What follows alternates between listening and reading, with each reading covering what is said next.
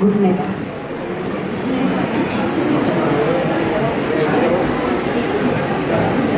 क्या बात है, कुछ फनी बात बोली है फिर? सर आंखें बंद।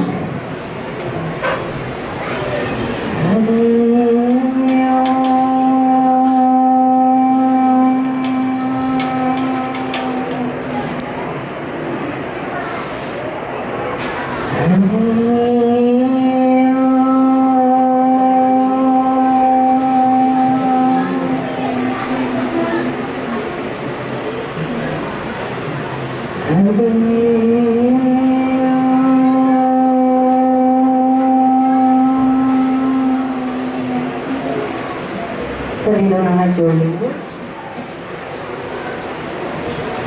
वक्रतुंड महाकाय सूर्यकोटि समप्रभ निर्विघ्नं कुरु मे देव सर्वकार्येषु सर्वदा। सरस्वती मया दृष्ट्वा वीणा पुस्तकधारिणी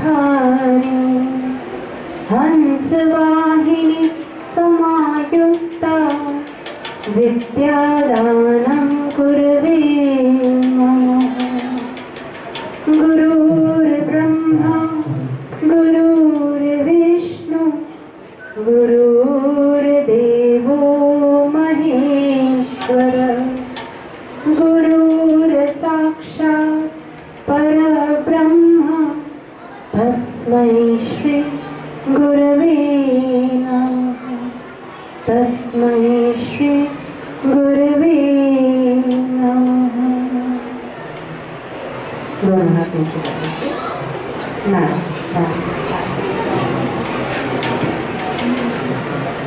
तो सबसे पहले I thank the management, principal, teachers and my dear students that you all have spared your precious time and you are listening. So I hope that you all listen carefully and at the end of the session you will feel that you have gained something. Am I right? तो सबके साथ बिल्कुल ध्यान से सुनो, ठीक है? ज्ञान मुद्रा जो मैंने आपको बताई, अंगूठा और इसकी टिप, इस अंगूठे में आपके एक्यूप्रेशर पॉइंट्स हैं जो आपकी एकाग्रता को बढ़ाएंगे। किसको बढ़ाएंगे? That is your concentration level, ठीक? और इसी के कुछ एक्यूप्रेशर पॉइंट्स हैं जो आपकी इंटेलिजेंस लेवल को बढ़ाते हैं। किसको? सूझबूझ, ठीक है? और विद्यार्थियों के लिए एकाग्रता बहुत ज़रूरी है और सूझबूझ भी बहुत ज़रूरी है, क्योंकि कई बार क्या होता है, आपकी उम्र के बच्चे ज़्यादातर किसकी बातें मानते हैं? मित्रों, है या है क्या? माता पिता कुछ बोलते हैं तो कई बार यहाँ तक बोल देते हैं, आपको क्या पता कि बहुत आगे हो गई है दुनिया, बहुत एडवांस हो गई है मम्मा, अभी आपको नहीं मालूम। बोलते हैं कि नहीं ऐसा, है ना? कई बार टीचर्स बोलते हैं तो टीचर्स के सामने तो कुछ नहीं बोलते, वहाँ तो बोलते हैं हाँ जी, पीछे मुकर बोलते हैं, जब देखो टोकते रहते हैं, जब देखो हमें कुछ ना कुछ बोलते रहते, बोलते हैं कि नहीं? हाँ या ना? क्योंकि आपकी गलती नहीं, ये है एक जेनरेशन गैप। क्या है? जिससे विचारों में थोड़ी सी दूरी बन जाती है।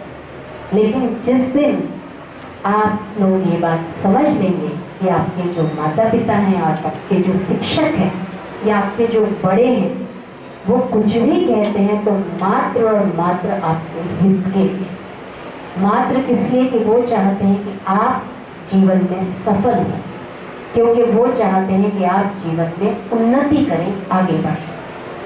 नहीं तो उनका टाइम और एनर्जी फालतू है क्या? नहीं है ना बेटा? लेकिन जो भी आपके साथ एक हृदय से नज़दीकी रखता है वो चाहता है कि आप जीवन में ऊंचाइयों को छूएं, और उसके लिए अनेक बार वो लोग बुरा बनना भी स्वीकार करते हैं, लेकिन आपकी गलतियों पर आपको ज़रूर टोकते हैं, ताकि बच्चे क्या हैं, सिर्फ आज का देख रहे हैं, और उनके पास जीवन का अनुभव है जिसके कारण वो भविष्य का देख पाते। ठीक है, और उनको मालूम है कि ये गलती कभी हमने करी थी तो इसका परिणाम क्या आया था। ठीक है कि नहीं? So they know that what will be the after effect of the action which you are going to take. So they want to make you be aware of it. Am I right? तो आप सब बच्चों को सबसे पहली चीज विद्यार्थी काल में क्या सबसे जरूरी है, कौन बच्चा बताएगा? आप विद्यार्थियों के लिए अच्छी तरह से अगर आपको शिक्षा ग्रहण करनी है या कोई भी चीज सीखनी है तो क्या गुण आपके अंदर होना अति अनिवार्य है? Very good, that is concentration. ठीक, एकाग्रता विद्यार्थी के जीवन में होना बहुत जरूरी, क्योंकि जब तक आप एकाग्र नहीं होंगे तब तक आपके सामने शिक्षक कितना भी अच्छा क्यों ना पढ़ा जाए, कितनी भी अच्छी बात क्यों ना बोल जाए, वो आपके जीवन में प्रविष्ट नहीं हो, क्योंकि आपने उसको इम्पोर्टेंस नहीं दी है। कई बार होता है ना, क्लास में टीचर पढ़ा रहा होता है, बच्चे आपस में बातें करते हैं। कई बार टीचर पढ़ा रहा होता है, बच्चा खिड़की से बाहर झांक रहा होता है। कई बार टीचर पढ़ा रहा होता है, बच्चा मन मन में सोच रहा होता है कि आज तो मेरे को स्कूल के बाद बाहर जाना है, ये करना है, उससे बात करनी है, ये करना है, वो सही है नहीं? उसको क्या बोलते हैं? Physically present in the class but mentally absent, कहते हैं कि नहीं? और इसीलिए क्या कहा जाता है कि शारीरिक और मानसिक दोनों तौर से आपको कक्षा में उपस्थित रहना अनिवार्य है, क्योंकि जब तक आप शिक्षक पर केंद्रित नहीं होंगे तब तक शिक्षक जो आपको बातें बताना चाह रहा है वो चीजें आपके अंदर प्रविष्ट नहीं होंगी। सही है नहीं? और जब तक आप ध्यान से सुनेंगे नहीं तो आपके मन मस्तिष्क में नहीं जाएगी, जब तक अंदर नहीं जाएगी तो आपको समझ नहीं आएगी, जब तक समझ नहीं आएगी तो आपको उस चीज में रुचि नहीं होगी, और जब तक रुचि नहीं होगी तो आपको याद होगा क्या? इसीलिए कितनी बार होता है बच्चे बोलते हैं आज पता नहीं टीचर ने क्या पढ़ाया था, हमें तो पता ही, बोलते कि नहीं बोलते हैं? हाँ या ना? तो हर विद्यार्थी से मेरी पहली रिक्वेस्ट ये है कि जब भी क्लास में टीचर पढ़ाने के लिए एंट्री करें तो आपकी आंखें बराबर शिक्षक के ऊपर होनी चाहिए, आपके कान बराबर शिक्षक के शब्दों पर होने चाहिए कि अभी हमारे को क्या पढ़ाया जा रहा है, और साथ में आपकी कॉपी और पेन आपके टेबल के ऊपर होनी चाहिए, ताकि वो जो भी इम्पोर्टेंट पॉइंट्स आपको ब्लैक बोर्ड पे लिखें या बताएं तो आप उनको फटाफट नोट डाउन करें। क्योंकि कोई भी विद्यार्थी चाहे कितना भी इंटेलिजेंट हो, मैं नहीं मानती कि उसको हर चीज़ याद रह जाएगी कक्षा के अंदर। और फिर कई बार होता है कि हल्का हल्का कि मैं कुछ बहुत इम्पोर्टेंट बताया था लेकिन आपको याद नहीं आ रहा, तो उस समय जो मिस हो गया तो हो गया। ये आपकी लाइफ में इसका कारण क्या है? बहुत सिंपल, जो मैंने अभी आपको बताया। जब आप एकाग्र नहीं होते, जब आप कक्षा में नहीं सुनते हैं, रिवीजन नहीं करते हैं, डेली की स्टडीज डेली नहीं करते हैं, और उसके बाद जब एग्जामिनेशन सामने आता है, जिस दिन डेट शीट आती है उस दिन से डर लगना शुरू हो जाता है। ठीक है ना? कि अब रोज तो पढ़ा नहीं था, इतना सारा सिलेबस है, कैसे कवर करेंगे, और फिर बुक्स को खोलने से डर लगने लगती है। ठीक, और फिर जब एग्जामिनेशन आता है, जितना याद भी होता है वो भी डर के मारे भूल जाते हैं। This is called examination phobia. ठीक, तो इस सबसे ऊपर उठने का बहुत ही सरल तरीका है कि सबसे पहली चीज आपकी सुनिश्चित दिनचर्या होनी चाहिए। क्या होनी चाहिए बेटा? दिनचर्या, आपका डेली रूटीन। क्योंकि इस एज ग्रुप के बच्चे जो होते हैं वो ना तो छोटे हैं और ना ही बड़े हैं, और अपने आप को सोचने लग जाते हैं कि हम बहुत बड़े हो, सोचने लगते हैं। कई बार बोलते हैं अपन मैं तो छोटा थोड़ी हूँ जो मेरे को ऐसे टोक रहे हैं, होता है कि नहीं? लेकिन उतने बड़े भी नहीं हो आप लोग कि आपके पास वो अनुभव हो, आपके पास वो सूझबूझ हो कि इस बात का परिणाम क्या होगा, है कि नहीं? और ऊर्जा बहुत है कि नहीं? एनर्जेटिक होते हैं कि नहीं इस एज ग्रुप के बच्चे, और कुछ नया करना चाहते हैं, एक्सपेरिमेंट भी करना चाहते हैं।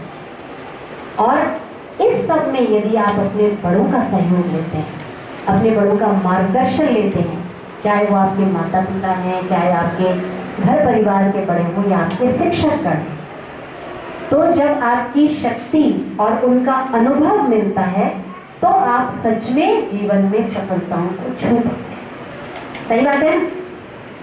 अब इसके लिए आपके जीवन में किसका होना जरूरी है? धैर्य का। किसका? धैर्य का होना बहुत जरूरी। क्योंकि बच्चों को क्या होता है, कुछ भी कहो ये नहीं सोचेंगे कि वो क्यों बोल रहे हैं, फटाफट रिएक्शन देते हैं ना। क्यों? क्योंकि धैर्य नहीं।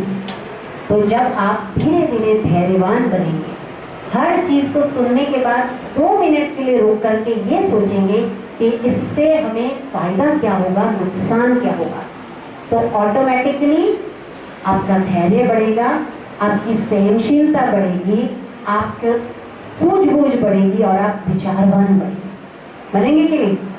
और फिर जो भी आप कदम उठाएंगे उससे आपको सफलता मिलेगी और मिलेगी। और जब आप छोटी छोटी सफलताएं हासिल करना शुरू करेंगे तो आपका मनोबल बढ़ेगा कि नहीं बढ़ेगा। और जैसे जैसे मनोबल बढ़ता जाएगा तो आपका आत्मबल भी बढ़ेगा। ठीक। कमर गर्दन सीधी, कान में उंगली, 2 खूब गहरा श्वास, शाबाश। 3 आंखें बंद, आज्ञा चक्र पर ध्यान। 4 कंठ में ओंकार का गुंजन। ओंकार का गुंजन करते हैं तो कंठ में कौन सा ग्लैंड है बच्चों, बताओ। ये कारण तो थायराइड ग्लैंड ठीक से काम करता है। थायराइड ग्लैंड की सिक्रीशन वो क्या कंट्रोल करती है बेटा? आपका शारीरिक, मानसिक और बौद्धिक विकास को नियंत्रित करता है थायरॉक्सिन हार्मोन। ठीक है।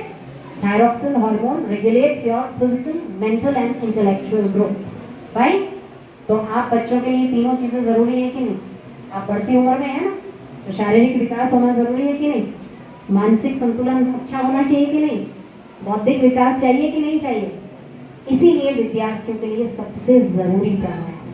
और दूसरा, जब आप आंखें बंद करके आज्ञा चक्र पर ध्यान करते हैं तो आपकी पीनियल ग्रंथि जो है वो भी सक्रिय होती है। और जब आप कंठ में ओंकार का गुंजन करते हैं उसकी जो वाइब्रेशंस हैं वो आपके थायराइड ग्लैंड को भी नियंत्रित करती हैं, पीनियल ग्लैंड को भी, और साथ में आपके ब्रेन सेल्स तक ये वाइब्रेशन जाती है जिससे ऑक्सीजन की सप्लाई भी। वज्रासन मात्र उतना था जितना आप घुटनों पर बैठे। ये है शशकासन। खरगोश की ऐसी मुद्रा होती है कि नहीं? तो संस्कृत में खरगोश को क्या बोलते हैं? शश। तो ये है शशक आसन। ठीक है भैया, उठ जाइए। समझ में आ गया सब बच्चों को? तो इससे क्या होता है, यहाँ पर क्या है, इसको क्या बोलते हैं? आज्ञा चक्र। क्या बोलते हैं जहाँ तिलक लगाते हैं? आज्ञा चक्र भी है यहाँ पर। ठीक।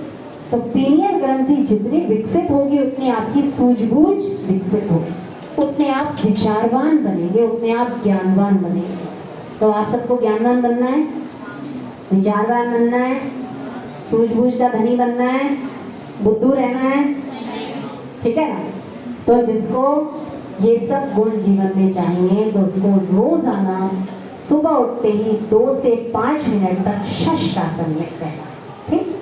लेकिन जब आप हाथ ऊपर करोगे तो श्वास अंदर भरते हुए हाथ ऊपर करने हैं, और जब आप आगे झुकेंगे माथे को जमीन पर टेकने के लिए तो धीरे धीरे श्वास को छोड़ते हुए आप आगे झुकेंगे और माथे को जमीन पर टिकाएंगे।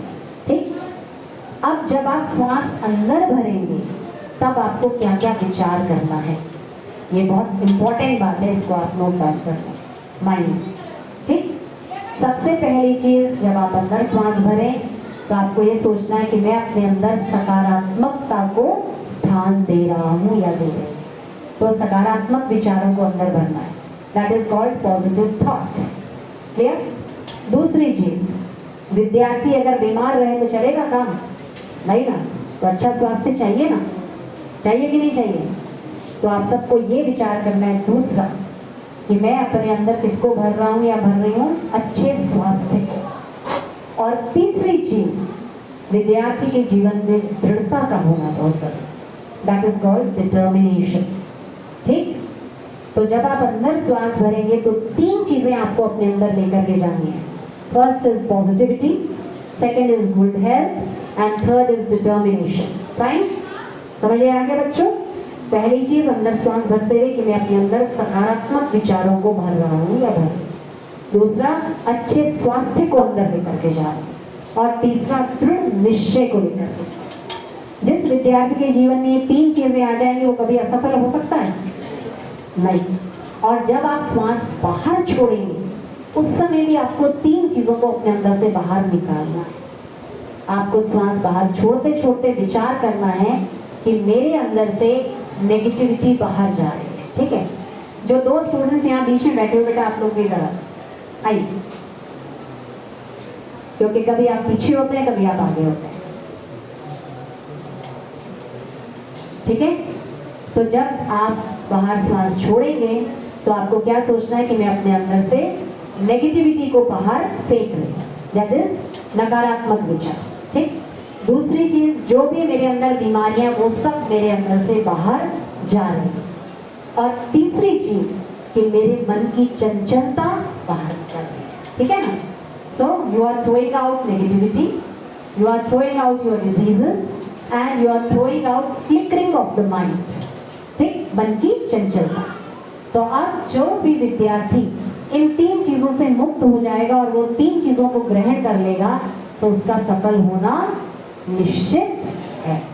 ठीक है, अब इसके बाद में आपकी एकाग्रता बढ़ाने के लिए आपको क्या करना है? जब भी आप पढ़ने के लिए बैठे तो आप उत्तर और पूर्व दिशा के बीच का जो कोना है, जिसको हम ईशान कोण बोलते हैं, उस तरफ मुख करके बैठें और पढ़ेंगे तो आपकी मन की चंचलता 50% वैसे ही कंट्रोल हो जाएगी, क्योंकि दिशाओं का बहुत फर्क पड़ता है हमारे ऊपर। ठीक, तो नॉर्थ ईस्ट के बीच का जो कोना है उसको हम ईशान कोण बोलते हैं। और ईशान कौन से देवता का नाम है बच्चों? कौन से देवता का नाम है ईशान? बोलो बोलो। भगवान शिव जी का। और भगवान शिव जी कल्याणकारी देव है, ज्ञान के देव है। ठीक, तो जब हम जिस देवता के कोने की तरफ मुंह करके बैठते हैं तो उनकी भी कृपा हमारे ऊपर विशेष रूप से आती है। ठीक है, समझ में आया? तो पहली चीज थी कि आप शांत होकर बैठेंगे 2 मिनट। दूसरी चीज थी 2 से 5 मिनट शशकासन में बैठेंगे। तीसरी चीज थी कि श्वास जब अंदर घुस जाए तो आपको 3 चीजें विचारनी है और जब श्वास बाहर आएंगे तो 3 चीजें विचारनी है। चौथी चीज थी कि आप ईशान कोण की तरफ मुख करके बैठेंगे पढ़ने के लिए। अब 5वीं चीज है कि जब भी आप पढ़ने के लिए बैठें तो आप 7 बार ओंकार का गुंजन करके बैठें, क्योंकि ओंकार वो शब्द है जो सबसे ज्यादा ऊर्जा से परिपूर्ण है। इसलिए कहा है ना, एक ओंकार सतनाम वाहेगुरु। ठीक, ऐसे ही हमारे शास्त्रों में ओंकार की महिमा गाते हुए कितने श्लोक लिखे गए हैं बेटा? 2200 श्लोक। ठीक, ओंकार वो शब्द है जिसके अंदर पूरा ब्रह्मांड समाया हुआ है, तो it is full of positive energy. तो आपको भी यदि जैसे आप ओंकार का गुंजन करें और मानसिक रूप से यदि आप ये विचार करेंगे कि मेरे चारों तरफ एक सकारात्मक आभा मंडल निर्मित हो रहा है, तो ये जो ओंकार का आभा मंडल है ये पूरे दिन भर आपकी रक्षा करेगा। इसीलिए आप सब देखते होंगे कि आजकल हर तीसरे व्यक्ति को पूछ के देखो ना, वो बोलेगा बड़ी टेंशन है। आजकल बोलेंगे अरे उसके ऊपर की हवा आ गई है, ये आ गया, बहुत चल रहा है आजकल। क्यों है? पहले हमारे ऋषि मुनि थे, वो लोग साधना करते थे, ओंकार का गुंजन करते थे, हमारे जो शास्त्रों में मंत्र है उनका उच्चारण करते थे, और कुछ भी नहीं तो संस्कृत भाषा पढ़ते थे। और संस्कृत भाषा की इतनी अपनी सकारात्मक ऊर्जा है जिसको आज पूरा विश्व मान रहा है। और अभी ये भी डिक्लेयर हुआ है कि कंप्यूटर्स के लिए बेस्ट लैंग्वेज कौन सी है? संस्कृत। और हमारी संस्कृत भाषा और हमारी गीता जी का अध्ययन विदेश की यूनिवर्सिटीज कर रहे हैं। और जो बच्चों के विशेषज्ञ हैं उन्होंने भी कहा है कि जो भी बच्चा गूंगा हो, नहीं बोलता हो या तुतला करके बोलता हो, उससे अगर आप गायत्री मंत्र का उच्चारण रोजाना 7 से 8 बार करवाएंगे तो उसकी वाणी अपने आप स्पष्ट हो जाएगी। क्यों? क्योंकि गायत्री मंत्र कौन सी भाषा में? संस्कृत। तो आपको समझ में आ रहा है? कि हमारी संस्कृति कितनी महान है, हमारी भाषा कितनी महान है कि नहीं? लेकिन ये तो क्या है, लॉर्ड मैकॉले शिक्षा पद्धति आई, पाश्चात्य जगत को श्रेष्ठतम दिखाते गए और हमारी संस्कृति को नीचा दिखाते गए, और धीरे धीरे हम सब पर पाश्चात्य जगत का इतना प्रभाव पड़ता गया कि हम अपनी संस्कृति से दूर होते गए। होता गया कि नहीं? अपनी संस्कृति की बात है, अभी अगर कोई अंग्रेजी में बोले तो उसको बोलेंगे वाह कितना इंटेलिजेंट, कोई शुद्ध हिंदी में बोला तो बोलेंगे इसको तो कुछ आता ही नहीं। क्यों? This is the giving of Lord Macaulay education system. ठीक है, तो अंग्रेजी भाषा हम और आपको ऐसी आनी चाहिए कि हमारे आगे अंग्रेजों को भी खड़े होने में शर्म आए। लेकिन महत्व बुद्धि किसके लिए होनी चाहिए? अपनी मातृभाषा के लिए, हिंदी के लिए और संस्कृत के लिए। आदर बुद्धि किसके लिए होनी चाहिए? अपनी मातृभाषा के लिए। प्रेम किसके लिए होना चाहिए? अपनी संस्कृति के लिए। ठीक है, क्योंकि मैकॉले एजुकेशन सिस्टम जो बना, उनका उद्देश्य क्या था? मास्टर्स डेवलप करना नहीं, क्लर्क्स डेवलप करना। उनको खुद मास्टर बन के रहना था हमारे ऊपर, और हम सबसे क्या काम करवाना था? क्लरिकल काम। और इसीलिए ऐसी ही शिक्षा पद्धति बनाई गई। पहले गुरुकुल एजुकेशन सिस्टम था हमारे देश में। कौन सा था? गुरुकुल शिक्षा पद्धति। और गुरुकुलों में जो शिक्षा दी जाती थी, आज जो शिक्षा दी जा रही है ना, वो 5% भी नहीं है उसका। गुरुकुलों में आपको एस्ट्रोलॉजी सिखाई जाती थी, गुरुकुलों में आपको कृषि सिखाई जाती थी, गुरुकुलों में आपको पशुपालन सिखाया जाता था, गुरुकुलों में आपको आयुर्वेद सिखाया जाता था, गुरुकुलों में आपके पूरे शास्त्रों का अध्ययन सिखाया जाता था, गुरुकुलों में आपको वैदिक गणित सिखाया जाता था। तो हमारी शिक्षा पद्धति बहुत ऊंची थी बच्चों। ठीक, जो आज की शिक्षा पद्धति है ना, ये उसका मुश्किल से 5% है। और इसीलिए अगर आपको पता हो, इतिहास पढ़ा हो, नालंदा विश्वविद्यालय, तक्षशिला विश्वविद्यालयों को आग लगा दी थी कि हमारे सारे शास्त्र नष्ट हो जाए। क्योंकि जब अंग्रेजों ने उस समय देखा ना कि हम भारतीयों को अपने कब्जे में क्यों नहीं कर पा रहे, तो उन्होंने अपने गुप्तचर भेजे देश भर में। और उन्होंने जब पता किया तो उन्हें क्या पता लगा कि यहाँ पर तो चाहे महिलाओं हो चाहे पुरुष हो, इतने ज़्यादा शिक्षित हैं कि यहाँ की नारियाँ विदुषियाँ हैं। ठीक, यहाँ के जो पुरुष हैं वो विद्वान हैं, और इसलिए इन सब में आपसी प्रेम और भाईचारा है बहुत ज़्यादा, इनमें मानवीय संवेदनाएं हैं। ये लोग आपस में इतना प्रेम से मिलजुल कर रहते हैं कि इनमें फूट डालना बहुत मुश्किल है। और उनको तब एहसास हुआ कि हमारे यहाँ तो शिक्षा नाम की कोई चीज़ ही नहीं है। तब उन्होंने हमारे एजुकेशन सिस्टम को पूरा पढ़ा और यहाँ से सीख करके फिर उन्होंने वहाँ जाके स्कूल स्थापित किए थे। तो अब आपको समझ में आ रहा है कि आप कितनी समृद्ध संस्कृति में जन्मे, कितने महान देश में आपका और हमारा जन्म हुआ है। तो हमें नाज होना चाहिए कि नहीं अपने देश पर, अपनी संस्कृति पर? तो इसे अपने जीवन में लाना चाहिए कि नहीं लाना चाहिए? और इसीलिए हमारे यहाँ तिलक लगाने की परंपरा है। तिलक लगा के जब हम यहाँ रगड़ते हैं ना, तो इससे पीनियल ग्रंथि सक्रिय होती है, उसके स्राव अच्छे से होते हैं, और उससे हमारी याद शक्ति, बुद्धि शक्ति अच्छी होती है। और इसीलिए हमारे ऋषि मुनि लोग सब विद्वान होते थे। वो जब भी अध्ययन करते थे, आपने देखा होगा ना, फोटो देखते हो क्या, ज्ञान मुद्रा। तो ज्ञान मुद्रा से ऑटोमेटिकली एक्यूप्रेशर पॉइंट्स लगते हैं, और उससे आपके शरीर के अंदर जो जो आवश्यक है वो अपने आप होता है। ठीक, और ऐसे ही ओमकार का गुंजन, आजकल विदेशों में वैज्ञानिक लोग ओमकार थेरेपी से कितनी बीमारियों का इलाज कर रहे हैं। ठीक है कि नहीं? लेकिन हमारे ऋषि मुनियों ने हमको क्या सिखाया है? खाली बीमारियों के इलाज के लिए नहीं है ओमकार। ओमकार मनुष्य जन्म के लक्ष्य की प्राप्ति के लिए, ओमकार की साधना आत्मा परमात्मा के मिलन के लिए भी। ठीक है ना?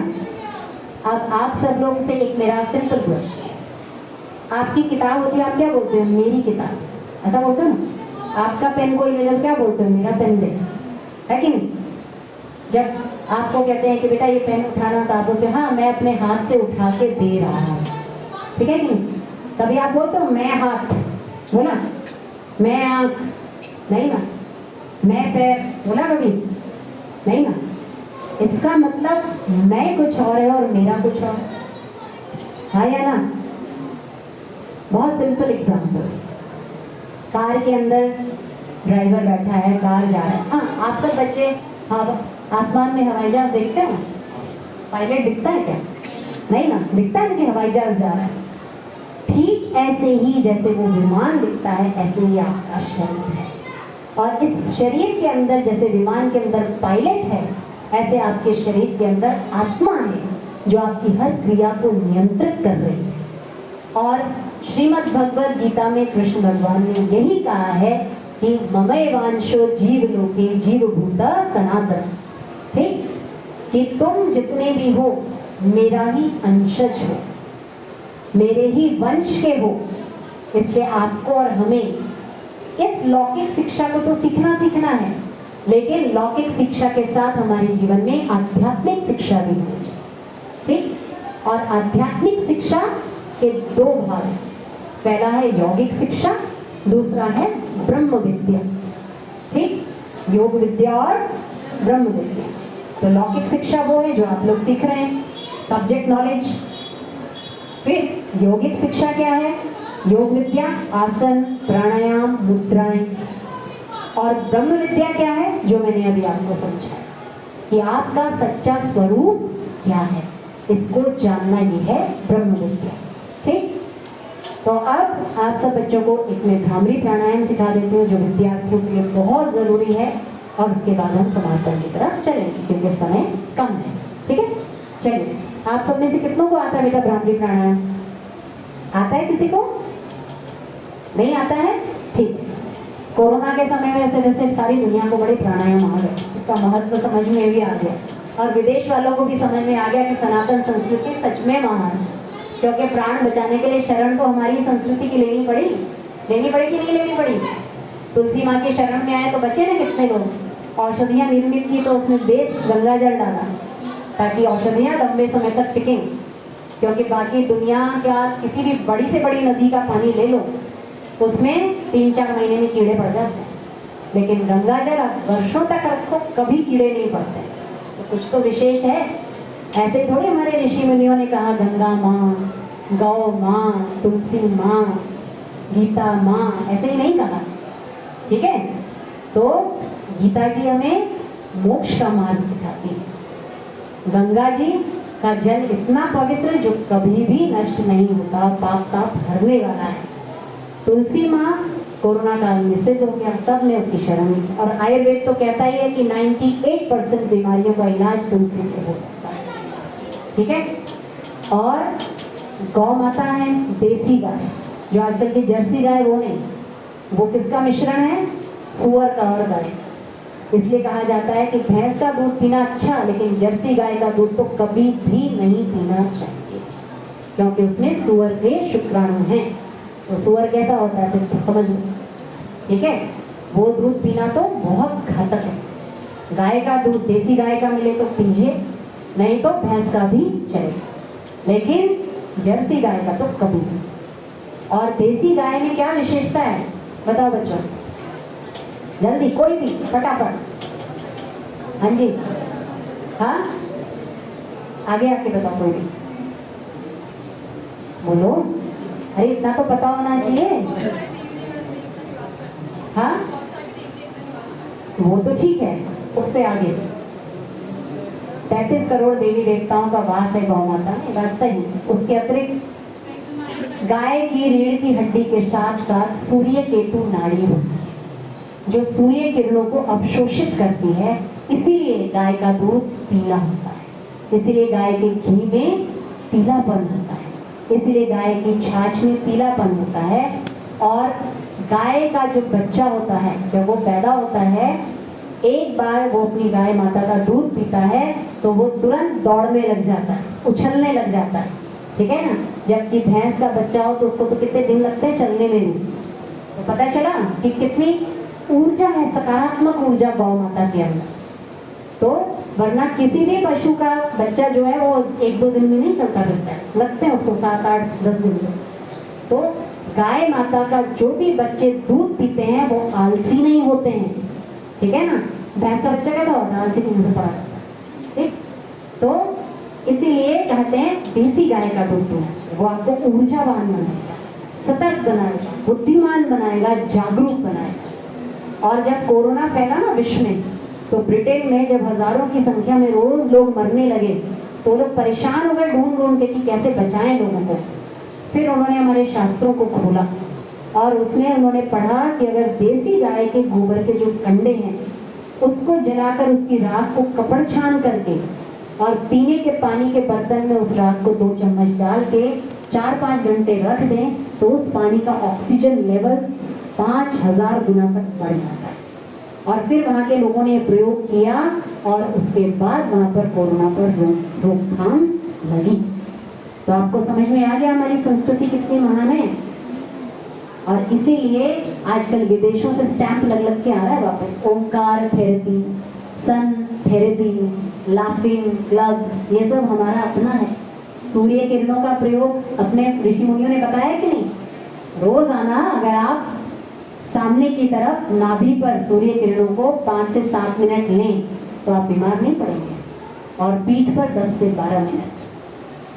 तो इससे आपके शरीर को ऊर्जा मिलती है, विटामिन डी भरपूर मिलता है, और आपके शरीर में जो रोग के कीटाणु हैं वो नष्ट हो जाते हैं। और ये चीज तो सब जानते हैं, 2-3 दिन सूर्य भगवान नहीं आए तो क्या हाल हो जाएगा, होगा कि नहीं। जीवित रहोगे आप और हम। सारे बीमारी के कीटाणु, वायरसेस, बैक्टीरिया इतने मल्टीप्लाई हो जाएंगे कि पूछो मत। ठीक, अगर सूर्य भगवान नहीं आए, खेतों में किसान ने बीज बोए होंगे, उगेंगे क्या, अंकुरित होंगे तो फसल मिलेगी खाने को, अनाज फल फूल मिलेंगे, नहीं मिलेंगे ना। ठीक है, तो चलो एक बार भ्रामरी प्राणायाम करते हैं, फिर छुट्टी करते हैं। ठीक, चलिए बेटा, जब मैं 1 बोलूंगी तो सब बच्चे कान में उंगली डालेंगे, दोनों कान में। ठीक, अब इस समझ लें। जब मैं 2 बोलूंगी तो खूब गहरा श्वास अंदर भरेंगे 3 चीजों के साथ, पॉजिटिविटी, गुड हेल्थ एंड क्या बोला था, डिटर्मिनेशन, दृढ़ निश्चय। ठीक, और उसके बाद जब मैं 4 बोलूंगी तो आंखें बंद और आज्ञा चक्र पर ध्यान। और जब मैं 5 बोलूंगी तो जैसा भंवरा फूलों पर उड़ता है ना, तो करता है ना, ऐसे कंठ में आप ओम बोलिए। ठीक, और फिर जब मैं 5 बोलूंगी तो हाथ नीचे कर। ठीक, ये होगा एक भ्रामरी प्राणायाम। ठीक, फटाफट चलो। 1 कमर गर्दन सीधी, कान में उंगली। 2 खूब गहरा श्वास, शाबाश। 3 आंखें बंद, आज्ञा चक्र पर ध्यान। 4 कंठ में ओंकार का गुंजन।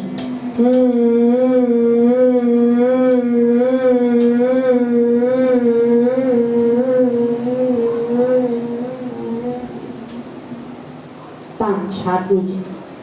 तो ये है एक भ्रामरी प्राणायाम।